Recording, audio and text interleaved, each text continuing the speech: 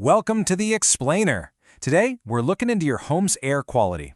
And more specifically, we're unpacking a question that basically every homeowner faces at some point. Do you actually need that heavily advertised air duct cleaning service? It's an industry that is just full of flashy before and after photos, but we want to figure out what's really happening inside your walls. Okay, let's dive into this. That quote right there? It perfectly captures the kind of massive health claims routinely made by the duct cleaning industry. You know, they promise that getting all that hidden gunk out of your vents is going to drastically improve your air quality, completely cure your allergies, and ultimately help you sleep better at night. But is a vacuum hose really a magic silver bullet for your home's air? To figure that out, here's our agenda for today. We are going to cover the big duct cleaning pitch, EPA findings on fact versus fiction, when cleaning is truly necessary, how to spot a scam, and finally, repairs over routine maintenance. Let's start with Section 1, the big duct cleaning pitch. When these companies show up at your front door, we need to understand exactly what they're offering us. A lot of them position their service as routine home maintenance, suggesting visits as often as once a quarter. They'll tell you your ducts might be holding 50-plus years of skin cells, dander, pet hair, dust, even old smoking residue. And honestly, the mechanical process they use to get all this stuff out is actually pretty fascinating.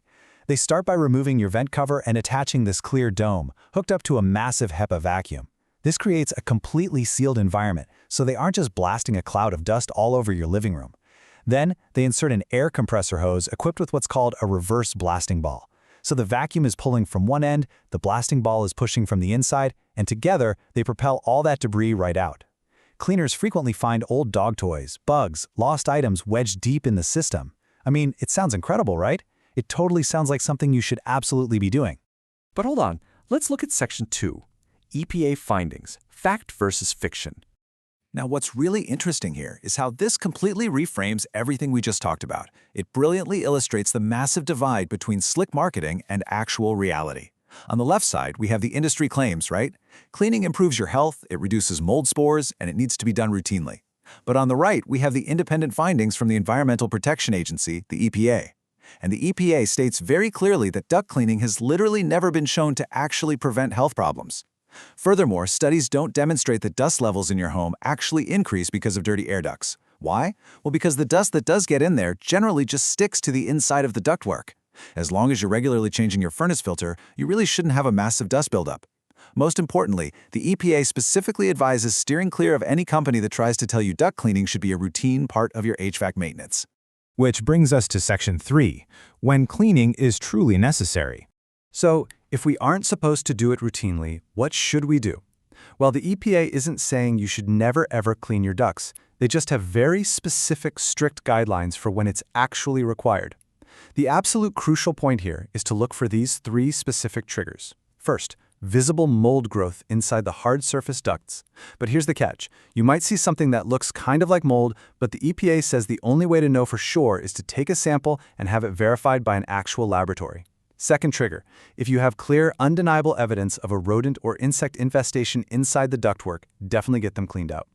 And third, if you turn on your system and literally see visible dust blowing out of your supply vents into the room, okay, you have a problem that needs addressing. But if you don't meet these specific criteria, you probably don't need a cleaning. Now for Section 4, how to spot a scam. Look, wherever there is home maintenance anxiety, there are unfortunately people waiting to take advantage of it. If you spend any time on your local community Facebook groups, you have probably seen a post that looks exactly like this. Someone posts, "Hey, we're in the area doing an air duct cleaning, and we need 3 more jobs to give a discount." Beware of this. These are incredibly prevalent social media scams. They use anonymous, brand new accounts, they post the exact same copied and pasted pictures of incredibly choked ducts, and they almost never mention an actual verifiable company name. They are preying entirely on your fears about air quality. So if you do legitimately need a cleaning based on those EPA triggers we just went over, do your homework. Verify reputable companies through the National Air Duct Cleaners Association. Ask for local references, check the Better Business Bureau. Please don't just hire a random Facebook profile.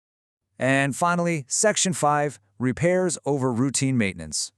If your house has hot and cold spots, or maybe just terrible airflow, I've got news for you. It's very likely not a dirt problem at all. It's a mechanical failure. Let's look at the actual physics of your HVAC system. The plenum is the main air distribution box attached directly to your HVAC unit. Think of it like the heart pumping air to the rest of the house. Inside this box, there are strict zones. The bottom area is called the cushion, and the very top or end cap is called the pillow. By design, there should be absolutely no ductwork installed in the cushion or the pillow zones. Why? Because if a duct is cut right into the end cap, the box can't pressurize. The air just hits the end of the box and immediately escapes through that duct, literally robbing the pressurized air from the rest of your home. A duct cleaning service simply won't fix a poorly installed plenum. Another massive mechanical issue is what HVAC pros call the Christmas tree garland effect. Air ducts in your attic or crawl space need to be pulled tight, straight, and strapped up every few feet. If they're sagging down like heavy garland on a Christmas tree, you are losing all your airflow right there in that sag. Pushing a vacuum hose through a sagging duct isn't going to fix your hot and cold rooms. The physical ductwork actually has to be stretched tight and rehung to restore the air pressure. And finally, we have the number 20, the 20-year rule. If your ductwork is over 20 years old, it is simply time to start thinking about replacement, not just cleaning. Over 2 decades, those materials degrade. The tapes and sealants they used back then break down, meaning you have leaky ducts blowing your hard-earned, paid air straight into your attic. Dampers, which are those internal valves that direct airflow, well, they can break or disconnect, completely cutting off air to certain rooms. The building codes and material qualities were just different 20 years ago. Trying to deep clean a brittle 20-year-old leaking duct system is honestly just throwing good money after bad. The duct cleaning industry has done a fantastic job of marketing their services as a routine cure-all for your home's air quality. But by looking at the EPA's independent research and listening to actual HVAC professionals, we've seen that the reality is much more mechanical. Thanks so much for joining me on this explainer. The very next time you see an ad for a deep clean, I want you to look past the marketing hype. Check your furnace filter, assess your home's true mechanical needs, and ask yourself one final question. Is it really a dirt problem, or is it a duct problem?